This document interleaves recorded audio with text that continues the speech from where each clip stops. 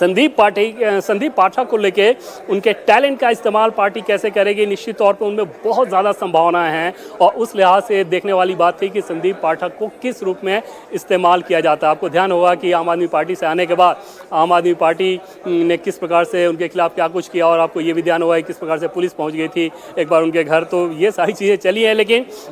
संदीप पाठक talented व्यक्ति हैं और उनको राष्ट्रीय सचिव के तौर पर उनको जगह दी गई है। स्वाभाविक तौर पर पार्टी उनकी क्षमता का इस्तेमाल करेगी। संगीता यादव की बात करें तो एक बार ये पूर्वांचल क्षेत्र से आती हैं, उत्तर प्रदेश के। एक बार वो बाराबंकी क्षेत्र में एक बार रही हैं वो विधायक, और उसके बाद उनको राज्यसभा में लेकर आया गया है। हालांकि वोट बैंक के हिसाब से देखें तो उत्तर प्रदेश में बीजेपी के पास कोई उस वोट बैंक में यादव जिस कम्युनिटी से आती हैं उसमें बहुत कुछ नहीं है कि उस चेहरे को बना देने से बहुत फ़र्क पड़ेगा। लेकिन संगठन के कामकाज के लिहाज से बात करें तो पार्टी संगठन के विचारधारा की नेता हैं और उस लिहाज से उनको जगह दी गई है। राजस्थान में भी उनको लोकल बॉडी के लिहाज से सह प्रभारी बनाया गया है। मनोज टिग्गा जो कि वेस्ट बंगाल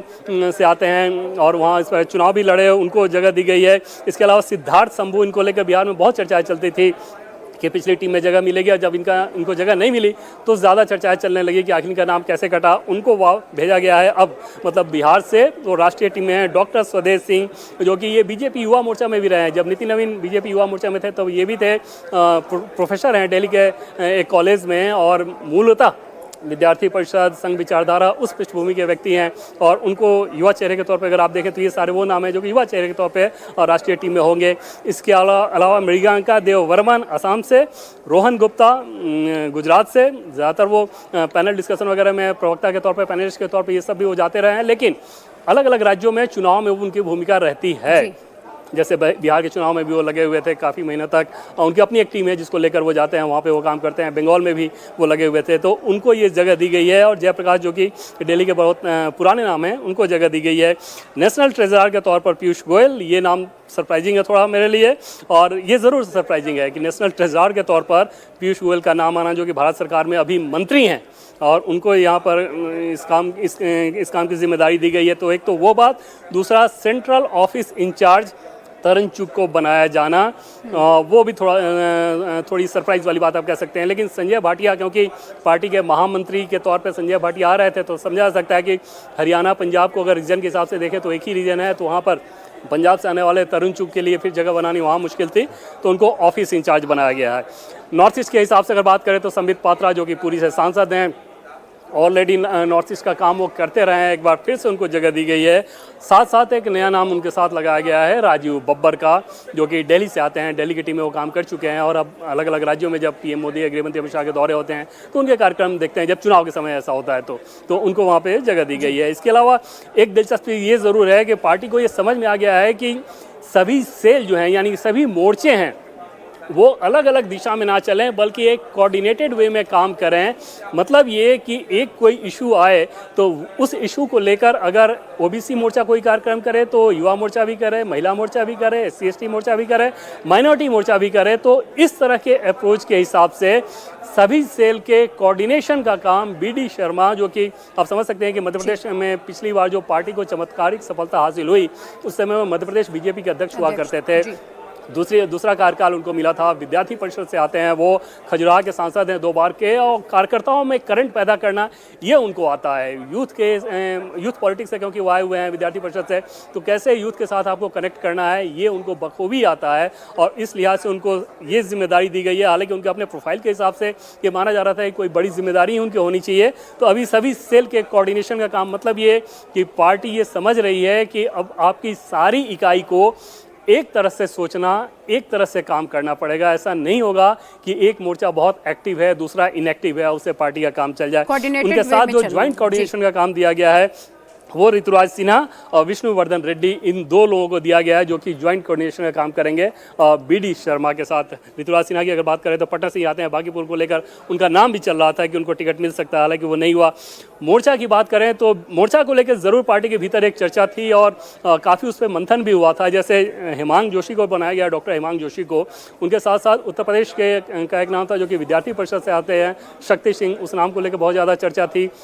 इसके अलावा हरियाणा से एक नाम था गौरव गौतम, जो कि ऑलरेडी मंत्री हैं हरियाणा सरकार में, उनको लेकर चर्चा चल रही थी क्या उनको यहाँ पे लाया जा सकता है, उनको वो ये जगह दी जा सकती है। इसके अलावा मध्य प्रदेश से एक नाम था, लेकिन अल्टीमेटली डॉक्टर हेमांग जोशी को जगह दी गई। हालांकि पिछली बार जब बड़ौदा से टिकट काटा गया था बीजेपी सांसद का, इनको टिकट दिया गया था, तब उस बात को लेकर बहुत सारा सवाल भी खड़े हुए थे, लेकिन ये बताया गया था कि तब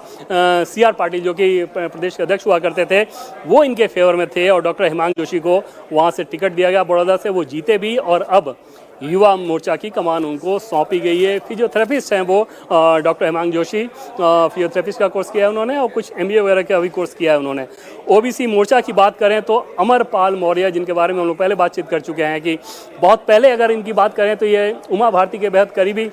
सहयोगी के तौर पे काम ये करते थे और बाद में धीरे धीरे उन्होंने संगठन के काम को पूरी शिद्दत से लिया और पार्टी ने उसका इनाम भी उनको दिया था कि पार्टी ने उनको राज्यसभा भेजा और अब OBC मोर्चा की जिम्मेदारी उनको दी गई है। चर्चा ये चल रही थी कि अगर कैबिनेट एक्सपेंशन पहले हुआ रहता तो इनका नाम उस सूची में भी हो सकता है, एटलीस्ट ऑप्शन में ये था विचार के तौर पर, उत्तर प्रदेश से वो नाम आया हुआ था।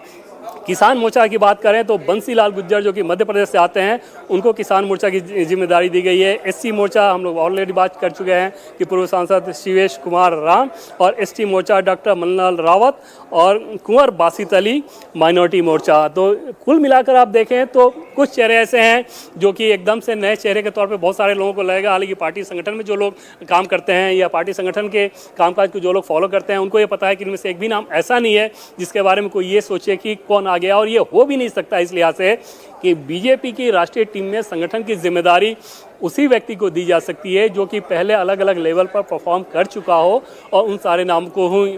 सारे नामों पर ही विचार किया गया था और फिर उन नामों को लेकर यहाँ पर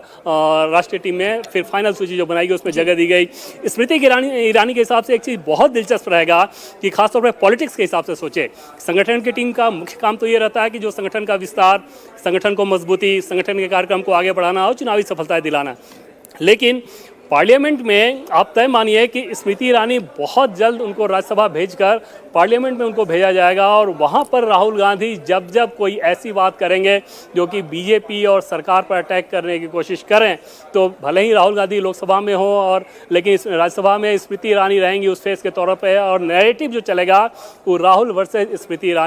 ईरानी के हिसाब से अगर बात करें, क्योंकि राहुल गांधी को एक बार वो हरा चुके हैं। इनफैक्ट जो last election Rahul Gandhi versus Smriti Irani का हुआ है उसमें स्मृति ही विजयी रही है, क्योंकि पिछली बार अमेठी में कैंडिडेट कांग्रेस ने बदल दिया था और इस बात को लेकर बहुत ज़्यादा चर्चा भी चली कि राहुल गांधी में ये हिम्मत नहीं हुई कि वो दोबारा आ जाए, ऐसा बीजेपी के लोग कहते थे। और राहुल गांधी वहाँ आए नहीं, किशोरी लाल शर्मा वहाँ पे आए थे, उस चुनाव में स्मृति ईरानी को हार का सामना करना पड़ा। लेकिन ये आपको आगे नैरेटिव देखने को मिलेगा और स्मृति ईरानी जो कि पार्टी की बहुत प्रखर और कुशल वक्ता हैं, वो ज़रूर पार्टी के फेस के तौर पर, प्रमुख फेस के तौर पर लगातार वो आपको नजर आएंगे। जब जब ऐसे पॉलिटिकल अटैक करने होंगे उनकी भूमिका बहुत प्रमुखता से नजर आएगी।